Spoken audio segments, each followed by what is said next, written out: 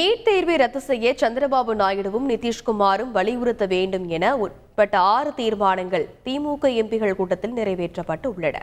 முதலமைச்சர் ஸ்டாலின் தலைமையில் நடைபெற்ற கூட்டத்தில் திமுக சார்பில் வெற்றி பெற்ற 21 எம்பிகள் மாநிலங்களவை உறுப்பினர்கள் கலந்து கொண்டனர். அப்போது வெற்றிக்கு வழிநடத்திய முதல்வர் ஸ்டாலினுக்கு நன்றி தெரிவித்தல் உட்பட 6 தீர்மானங்கள் நிறைவேற்றப்பட்டன.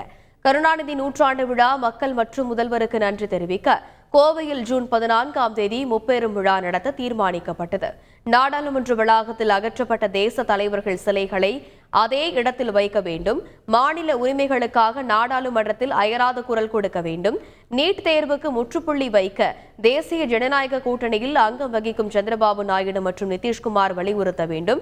நாடாளுமன்றத்தை பாதுகாக்க CISF வீரர்களை நியமிக்கும் முடிவை திரும்ப பெற்று நாடாளுமன்ற பாதுகாப்பு படையினரையே நியமிக்க வேண்டும் என திமுக கூட்டத்தில் தீர்மானம் நிறைவேற்றப்பட்டது. திமுக எம்பிகள் கூட்டத்தில் பேசிய முதலமைச்சர் ஸ்டாலின் பலவீனமான பாஜக அரசை முழக்கங்கள் மூலம் செயல்பட வைக்க வேண்டும் என அறிவுரை கூறினார். ஒரு சில மாநிலங்களில் தேர்தல் முடிவுகள் லேசா மாறிடுச்சு. ஒன்றியத்தில் இந்தியா கூட்டணி தான் ஆட்சி அமைச்சிருக்கோம். அந்த மாறி இருந்தால் அது மாறி போச்சு.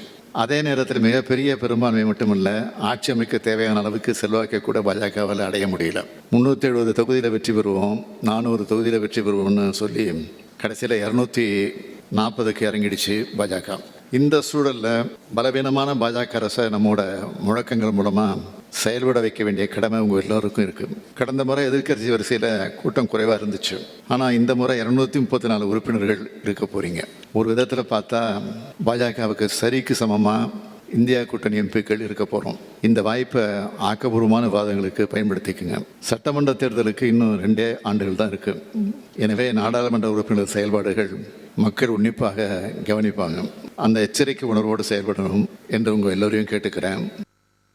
நீட் தேர்வு ஒழிப்பு ஜூன் 14ஆம் தேதி முப்பெரும் விழா நடத்துவது என திமுக எம்பிகள் கூட்டத்தில் தீர்மானம் நிறைவேற்றப்பட்டுள்ளதாக TKS இளங்கோவன் மற்றும் தமிழச்சி தங்கபாண்டியன் தெரிவித்துள்ளனர். இந்த வெற்றி வாய்ப்பை கழகத்துக்கு அளித்த பொதுமக்களுக்கு நன்றி தெரிவிக்கும் மிகவும் தலைவர் கலைஞர் அவர்களுடைய 101வது பிறந்தநாள் விழாவை கொண்டாடவும்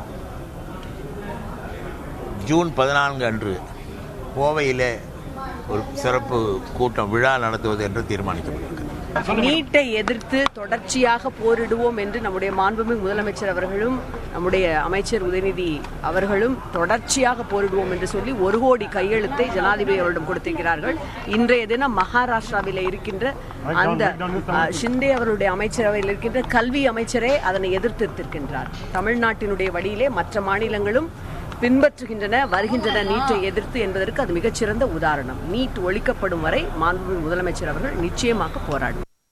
நீட் தேர்வின் போது தாலி, மெட்டி, மூக்குத்திகளை கழற்றினால் தேர்வு மையங்களை அடித்து நொறுக்குவோம் என தமிழக வாழ்வுரிமை கட்சியின் தலைவர் வேல்முருகன் ஆவேசமாக பேசியுள்ளார். மக்கள் விரோத சட்டங்களை இரு ஆளுமைகளும் ஆதரிக்க மாட்டார்கள். இஸ்லாமிய வெறுப்பு கொண்ட பாஜகவினருடன் கூட்டணி நீடிக்காது.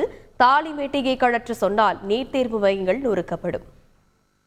இஸ்லாமியர்கள் என்றாலே வெறுப்பு, இஸ்லாமியர்கள் என்றாலே ஒரு மத துவேஷம் செய்கின்ற பாரதிய ஜனதாவை தொடர்ந்து 2 தலைமைகளும் ஆதரிக்குமா என்பது கேள்வி எழும்.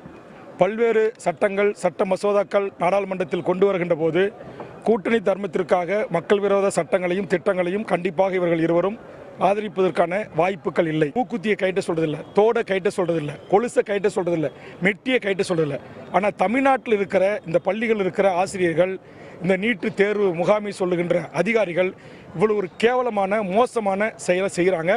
அடுத்த தேர்வில் தமிழ்நாட்டு முகாமில் எங்கேயாச்சும் இது மாதிரி நடந்துச்சுன்னா தமிழக வாழ்வுரிமை கட்சி அந்த முகாமை அடித்து நொறுக்கும் அப்படின்றத நான் எச்சரிக்கையாக நான் இங்கே பதிவு செய்ய கடமைப்பட்டிருக்கேன். செய்திகளை உடனுக்குடன் தெரிந்து கொள்ள உடனே சப்ஸ்கிரைப் பண்ணுங்க.